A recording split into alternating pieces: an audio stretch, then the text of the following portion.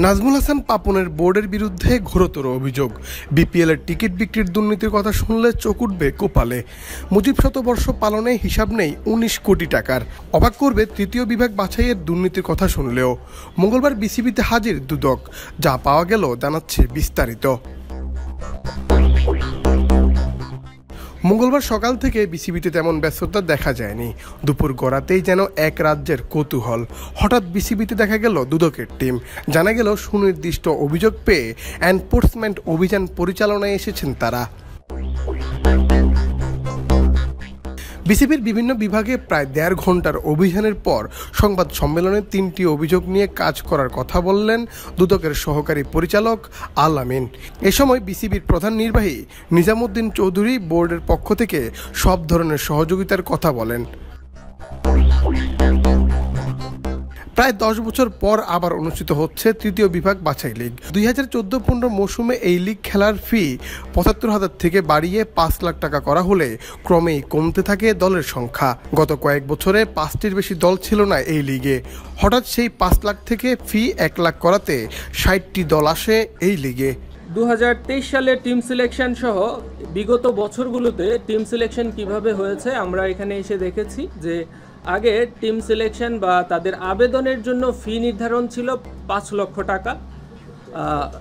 তখন ২ অথবা ৩টা টিম এখানে শুধুমাত্র আবেদন করত, তা থেকেই তারা বাছাই করত ২টা অথবা একটা টিম এরকম।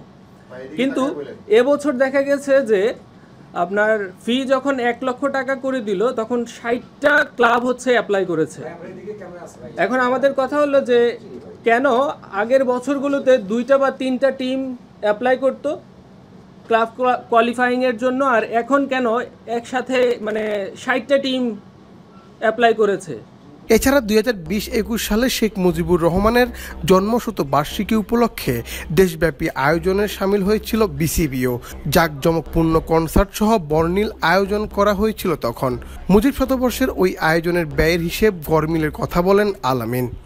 যে কনসার্ট সহ যে প্রোগ্রামটা হয়েছিল এখানে ইন টোটালি প্রায় হচ্ছে ২৫ কোটি টাকার মতো হচ্ছে খরচ দেখানো হয়েছে। বাট অ্যাকচুয়াল আমরা যে অভিযোগ পেয়েছি সেটার কথা বলতেছি, বাট অ্যাকচুয়াল খরচ হয়েছে ৭ কোটি সামথিং। এখানে প্রায় ১৯ কোটি টাকা খরচ দেখানো হয়নি, না দেখায় সামহাও এটা সরানো হিসাবে কিছু হচ্ছে, এরকম একটা অভিযোগ পেয়েছি। তো এখন পর্যন্ত যেটা হচ্ছে এটার ব্যাপারে ফিনান্স ডিপার্টমেন্টের কাছে আমরা ডকুমেন্টগুলো চাইছি। গত ৮ আসরে বিপিএলের টিকিট বিক্রি থেকে আয় হয়েছিল ১৫ কোটি টাকা। এবার বিসিবি যখন টিকিট বিক্রির দায়িত্ব নেয় তখনই এই আসরে আয় হয় ১৩ কোটি টাকার বেশি।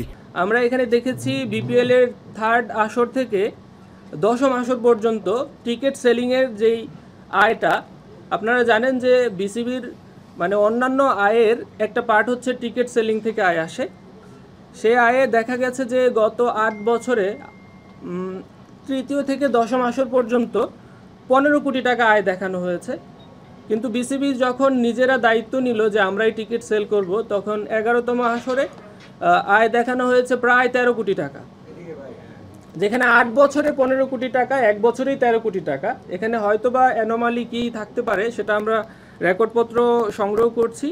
সেগুলো রেকর্ডপত্র পর্যালোচনা করে আমরা দেখব যে আসলে এটার প্রকৃত কারণটা কি। মুন্না চন্দ্র দাস, বাংলাদেশ প্রতিদিন।